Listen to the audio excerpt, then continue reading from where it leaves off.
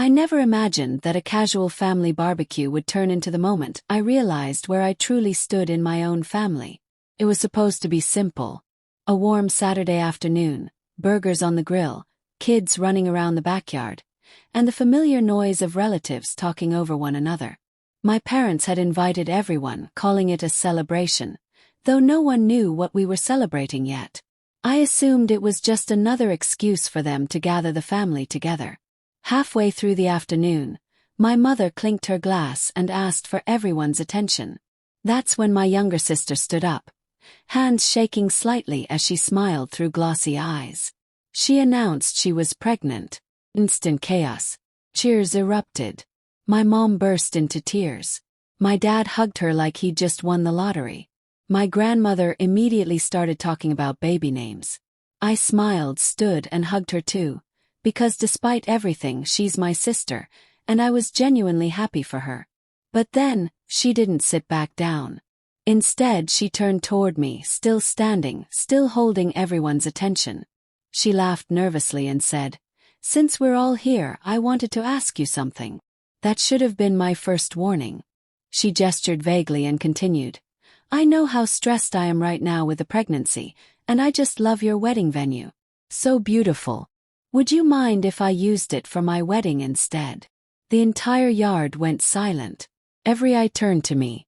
For context, my fiancé and I had booked that venue 3 years ago. It was a high-demand location with a long waiting list, and we had planned our entire wedding around it. Our date was only a few months away. Everyone there knew that.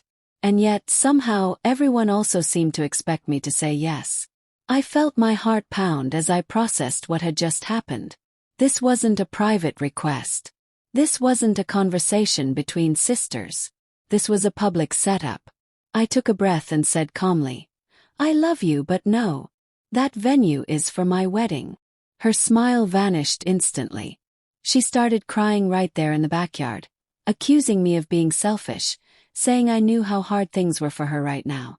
Then she ran inside the house, sobbing loudly enough for everyone to hear. And just like that, the mood shifted. My grandmother shook her head and told me I should have been more considerate. My mother asked why I couldn't just wait a little longer. My father sighed and said, "Would it really hurt you to make this sacrifice for family?" No one asked how I felt. No one acknowledged that this was my wedding. My fiancé stood up, furious. He told them they had crossed a line, that this wasn't their decision to make. Before things could escalate further, we left. That night, my sister called me crying, saying I always get everything and that this was the one thing she needed. Shortly after, her fiancé called too, apologizing. He said she had promised him she wouldn't ask me and admitted he was angry with her. He also warned me that she was blaming me for destroying her relationship. Then the texts from my father started rolling in. "I hope you're happy. She hasn't stopped crying. You've really hurt this family." That was when I realized something unsettling. This wasn't about a venue. This was about control, and a pattern that had existed my entire life. And this time, I wasn't bending. I thought refusing the venue would be the end of it. But what my parents did next crossed a line I never thought they would dare cross. Script. I hoped that once emotions cooled down, logic would finally step into the room. I was wrong. The morning after the barbecue, my phone was already buzzing before I even finished my coffee. Missed calls from my mother. Messages from my father that sounded less like concern and more like quiet accusations. But the worst message came from my sister. It was long. Painfully long. She told me she was hurt that I didn't have her back. That family was supposed to support each other, especially now that she was pregnant. She said she asked nicely because she loved me. That I had embarrassed her in front of everyone. That I always acted like I was better than her. Reading it felt like déjà vu, like I was 12 again, being blamed for not giving up something that was mine. I didn't respond immediately. I needed space. My fiancé reminded me that reacting emotionally would only fuel the fire. But by the evening, another message came through, even longer than the first. That was when something in me snapped. For the first time in my life, I didn't soften my words. I didn't apologize for existing. I didn't bend. I replied once, and only once. I told her I was done living as her backup plan and emotional crutch. I reminded her of every time I was forced to share my birthday because she threw tantrums over not being the center of attention. Every time I filled out applications for her because she didn't feel like it, while our parents praised her and treated my effort like obligation. But what hurt the most, the memory that still stung, was my graduation. I reminded her how she had said it was unfair that the spotlight was on me. How she insisted on wearing the most expensive dress our parents could buy. How she brought her own cake, her own decorations. How she forced herself into every photo until it stopped feeling like my achievement at all. I told her I was done enabling her behavior. That if she wanted a rushed wedding before the baby arrived, she could look for venues that specialized in short-notice ceremonies. That I had spent years planning my wedding and I would not hand it over. And then I said something I'd never said before. If this ruins our relationship, it won't be because of me. Her response. One word. Wow. Then she blocked me. I thought that was the end of it. It wasn't. The next morning, I received an email from someone I didn't recognize at first, until I saw the signature. It was my wedding planner. She wrote politely, explaining that she had received instructions from my mother to rebook the venue under a new name. She mentioned additional costs and asked me to come in and sign a revised contract. My hands started shaking. My parents had tried to steal my wedding. I called my planner immediately. She was horrified. She told me she had never spoken to my mother before and assured me that no changes could be made without my physical presence and ID. The email, she explained, was a misunderstanding, but one she took very seriously. That was when my older brother called. Apparently, my parents had already spun their own version of events. According to them, I had offered the venue to my sister before the barbecue and then humiliated her publicly by taking it back. My brother didn't believe a word of it. We talked for hours. He admitted that one of the reasons he moved away years ago was because of our parents' favoritism. He said my mother was furious with me, not for refusing the venue, but for betraying the family narrative. With my planner's reassurance, we took extra precautions. Security was offered for our wedding day at a reduced rate. Every vendor was informed that no changes could be made without direct confirmation from me. I felt embarrassed that it had come to this, but also oddly relieved. For the first time, I wasn't pretending everything was fine. My fiancé's parents showed up that evening with food and wine. They hugged me, told me none of this was my fault, and promised they would stand by us no matter what happened next. I didn't realize how badly I needed to hear that until I started crying. Because deep down, I knew this situation was far from over. I thought my parents trying to hijack my wedding was the worst it could get. But my sister wasn't finished yet. What she did next turned the entire situation public. And dangerous. I used to think family conflicts stayed behind closed doors. I learned very quickly how wrong I was. A few days after the wedding planner incident, I opened Facebook and immediately felt my stomach drop. My sister hadn't named me directly, but she didn't have to. Post after post appeared on her timeline, filled with vague quotes about betrayal, selfish people, and how some women destroy their own sisters and then play the victim. Her friends flooded the comments with sympathy. You don't deserve this. Family should come first. Some people don't understand sacrifice. Within hours, my inbox was full. Messages from people I barely knew. Friends of hers, acquaintances, even distant relatives, calling me heartless, cruel, and cold for stealing happiness from a pregnant woman. I didn't reply to a single one. Instead, I blocked her. Then I blocked everyone who tried to guilt me into submission. I told myself that silence was strength, that disengaging was the healthiest option. But the situation escalated anyway. 2 nights later, I woke up to my neighbor ringing my doorbell. She's an older woman who spends most of her time watching the street like it's her personal reality show. Normally, she's just mildly nosy. That night, she looked genuinely concerned. Someone had egged my car. Yellow yolk dripped down the windshield. The smell was unmistakable. She told me she'd seen 2 women running away earlier and recognized one of them immediately. My sister's best friend. I didn't hesitate. Called the police. I never thought I'd be the person filing a report over something like this, but I was done minimizing behavior that was clearly spiraling out of control. The officer took my statement, noted the witness, and said they'd follow up. That was the moment I realized this wasn't just drama anymore. It was harassment. Few days later, my parents finally reached out. They asked if we could talk things through like adults. I was cautious, but I agreed, on one condition. The meeting would happen at my apartment, and my fiancé would be present. When they arrived, my mother looked exhausted, eyes swollen from crying. For about 10 minutes I felt guilty. I hated seeing her like that.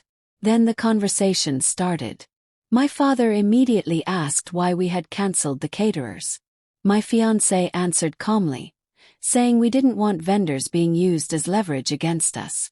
My dad acted deeply offended and said he would never manipulate us like that. I responded quietly, better safe than sorry. That's when my mother accused me of being disrespectful. I told her what I thought was disrespectful, trying to take over my wedding, lying to family members, and enabling my sister's behavior. The discussion quickly turned heated. My father repeated his favorite line. It doesn't matter where you get married. What matters is who you marry. I looked at him and said, exactly. So why does that only apply to me? Silence. I asked why it suddenly mattered so much for my sister to have my venue if the location was supposedly meaningless. My father turned red, stammering, while my mother started crying again. Then came the speech about family sacrifices, about love, about how good families bend for one another.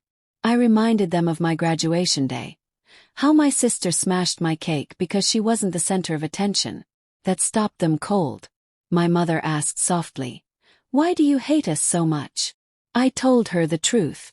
I asked why they never protected me, why they always excused her, why they expected me to shrink so she could feel bigger. They tried to deny it, said they loved us equally. So I opened the notes app on my phone. I read them a list. Events. Moments where my needs were ignored in favor of hers. It was longer than I realized. When I finished, both of them were pale. They tried to explain. I didn't let them. I told them we needed family counseling and a sincere apology, or they would not be invited to my wedding. They left without agreeing to anything, and they didn't call back. I thought the silence meant they were finally reflecting, but what happened after that forced me to make the hardest decision of my life. The silence from my parents stretched on longer than I expected. At first, I kept checking my phone, half expecting an apology or at least an attempt to meet me halfway. Days passed, then weeks. Nothing, except messages from extended family members repeating the same tired lines about forgiveness, unity, and how pregnancy makes people emotional. That was when I finally. She confessed that she had whispered outside the bathroom door, in the hallway, in the kitchen, every time she knew I was alone or vulnerable. She said she never meant for it to go this far, but she'd lost control. Clara demanded to know why. At first, Nadia tried to deflect, talking about stress, fear, misunderstanding. But Clara didn't let her escape. Her patience snapped, and for the first time, I saw her anger directed fully at her sister. Why would you do this to him? She asked. Do you have any idea what you put him through? Nadia broke down completely. She confessed that she was afraid of me. She said she'd read stories online, articles, forums, people talking about schizophrenia like it was a ticking time bomb. She convinced herself that living in the same house as me was dangerous, that I might snap one day, that I might hurt someone without realizing it. Instead of talking to us, she chose another path. She believed that if she could push me into seeking more serious help, or force me out of the house, she would be safer. The whispers, the muttering, the strange behavior. It was all deliberate. A twisted attempt to protect herself. The words felt unreal. I sat there, stunned, as the truth settled in. She hadn't done it out of hatred. She'd done it out of fear. But fear didn't erase the damage. Clara was shaking. Her voice wavered as she told Nadia how deeply she'd betrayed us. How she'd exploited my illness instead of trying to understand it. She explained the sleepless nights, the breakdowns, the constant fear she'd watched me endure. "You broke our trust," Clara said. "And you hurt the person I love." Nadia cried harder, apologizing over and over. She said she didn't realize how bad it had gotten. She claimed she thought I'd eventually get help, and everything would be fine. She promised to seek therapy, to make things right, change. But something had already shattered beyond repair. When the room finally fell quiet, Clara and I exchanged a look. We both knew what had to happen. That night, after Nadia went to her room, Clara told me we needed to make a difficult decision. One that would hurt, but one we couldn't avoid. Our home had stopped being safe. And tomorrow, everything was going to change. The next morning we told Nadia she had to leave, and her reaction was more explosive than either of us expected. The next morning, the house felt unnaturally quiet. No whispered sounds. No tension humming beneath the walls. Just an uneasy stillness that made my stomach churn. Clara barely slept, and neither had I. We both knew the conversation ahead would change our family forever. Clara asked Nadia to join us in the living room after breakfast. Nadia walked in slowly, her shoulders stiff, her eyes already red and swollen. She looked like someone who had spent the night crying or rehearsing. I couldn't tell which. Clara spoke first. She kept her voice calm, but I could hear the strain beneath it. She explained that what Nadia had done had caused deep harm, emotionally and mentally. That our home had become a place of fear instead of safety. That trust, once broken this severely, couldn't simply be repaired with apologies. Then she said the words I knew were coming. Nadia couldn't stay with us anymore. For a moment, Nadia just stared at her, like she hadn't understood. Then her expression shifted, confusion giving way to disbelief, disbelief turning into rage. Her voice rose as she accused us of abandoning her. She said we were using her as a scapegoat, blaming her for things that would have happened anyway. She compared us to her ex-boyfriend, claiming everyone always threw her away when things got difficult. Clara stayed seated, hands clasped tightly in her lap, forcing herself to remain steady. Nadia's anger escalated quickly. She insisted she had nowhere else to go. That we were her only family. That we were choosing me over blood. Every word felt like a blade aimed straight at Clara's heart. I stayed quiet. Not because I didn't have anything to say, but because I knew if I spoke, it would come out wrong. I understood fear. I even understood panic. But nothing justified what she'd done. Clara finally told her the truth. "This isn't punishment," she said softly. "It's about safety. For all of us." That only made Nadia angrier. She accused us of exaggerating. Of turning her into a villain. She claimed she was the real victim. That she'd been forced to live in constant fear because of my diagnosis. That was when something inside me broke. I stood up. Not shouting, not threatening, but firm. I told her she had crossed a line. That my illness was not a weapon to be used against me. That what she'd done had pushed me toward hospitalization and nearly destroyed my marriage. For the first time, Nadia went silent. She stared at me with an expression I couldn't read. Anger, shame, something darker beneath it all. Eventually, she stormed off to her room to pack. The house filled with the sound of drawers slamming and suitcases being dragged across the floor. The tension was suffocating. Clara helped her pack, moving stiffly, speaking only when necessary. Their silence hurt more than shouting ever could. I stayed out of the way. I felt relief, pure, undeniable relief, that the nightmare was ending. But it was tangled with guilt. This was still Clara's sister. Still family. And now, that bond was being severed right in front of us. When Nadia finally came downstairs, bags in hand, the air felt heavy. Clara walked her to the door. She opened her arms for a hug. Nadia shoved her away. The rejection hit Clara hard, even though she tried not to show it. Nadia turned to me then, her eyes sharp, filled with something unresolved. She mouthed something, words I couldn't hear, but the message was clear. This wasn't over in her mind. Then she left. The door closed behind her with a finality that echoed through the house. Silence followed. Not the suffocating silence I'd grown used to, but something calmer, cleaner. For the first time in months, my chest loosened. But even as peace settled in, I couldn't shake the feeling that Nadia's final look meant something more. And I was right, because what happened after she left forced Clara and me to confront the last, hardest truth of all. After Nadia left, the house felt unfamiliar. Not empty, just different. Like a place that had finally exhaled after holding its breath for far too long. The silence no longer pressed against my ears or twisted my thoughts. Simply existed. And for the first time in months, it felt peaceful. Clara and I didn't talk much that first day. We moved through the house quietly, each of us processing the weight of what had happened. The loss of a sister. The end of trust. The realization that someone we loved had been capable of such cruelty. That night I waited. I expected the whispers to return. They didn't. No murmurs. No half-formed sounds. No breathy voices creeping in from the edges of my mind. I lay in bed, heart pounding, listening to the steady rhythm of the house. Nothing followed me into the dark. I cried, not from fear but from relief. The next morning I told Clara. I explained how quiet my mind felt. How the symptoms that had tormented me for months were suddenly gone. She sat beside me, her eyes filling with tears as the truth settled in. She apologized, over and over.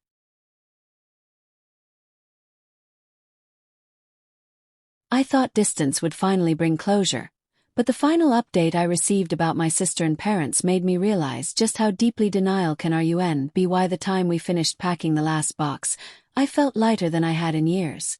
Distance has a strange way of bringing clarity. The farther we got from the chaos, the more I realized how abnormal my family dynamic had been. What I once called keeping the peace was really just self-erasure. And now that I'd stopped playing my assigned role, everything had collapsed without me holding it together. I didn't hear directly from my parents after the move. Not an apology. Not a question about my new job. Not even a message asking how the pregnancy was going. Instead, news reached me the same way it always had lately, through other people. My grandmother told me my sister was still telling anyone who would listen that I had ruined her life. According to her version of events, I stole her future, sabotaged her relationship, and turned our parents against her. She claimed I was trying to get her arrested. She even said I was spreading lies about her online, despite the fact that I had deleted all my social media months ago. None of it made sense. But it didn't have to. Because for the first time, her story didn't control my reality. She had moved back in with my parents permanently. She refused to work. She blamed her failed engagement, her unhappiness, and her isolation on everyone else. My parents, exhausted and overwhelmed, were finally living with the consequences of years of indulgence and excuses. Nan said the house felt tense all the time. No laughter. No peace. Just resentment and denial. I felt sad hearing that, but not guilty. I had spent too many years feeling responsible for emotions that were never mine to manage. As my pregnancy progressed, I became even more certain of one thing. My child would never grow up in a family where love was conditional or unevenly distributed. They would never be told to make themselves smaller so someone else could shine brighter. That cycle ended with me. Occasionally, relatives still tried to push reconciliation. They'd say things like, "They're still your parents," or "You only get one family." I would listen politely, and then remind them that family doesn't get a free pass to hurt you repeatedly. Silence, I learned, can be a boundary. And boundaries can be acts of love, especially toward yourself. The happiest moments of my life now are simple ones. Quiet dinners with my husband. Planning a nursery. Laughing with friends who never asked me to sacrifice my joy for theirs. Waking up without anxiety knotted in my chest. I didn't win. I walked away. And that made all the difference. I don't know what the future holds with my parents or my sister. Maybe one day they'll reflect. Maybe they won't. But I've accepted that accountability can't be forced, and healing doesn't require permission from the people who hurt you. What I do know is this: I'm safe, am loved, and I am finally free from a role I never chose. Sometimes losing people isn't a tragedy. Sometimes it's the beginning of peace. If you're ever told that protecting yourself makes you selfish, remember this story. Choosing peace over toxicity isn't cruelty. It's survival.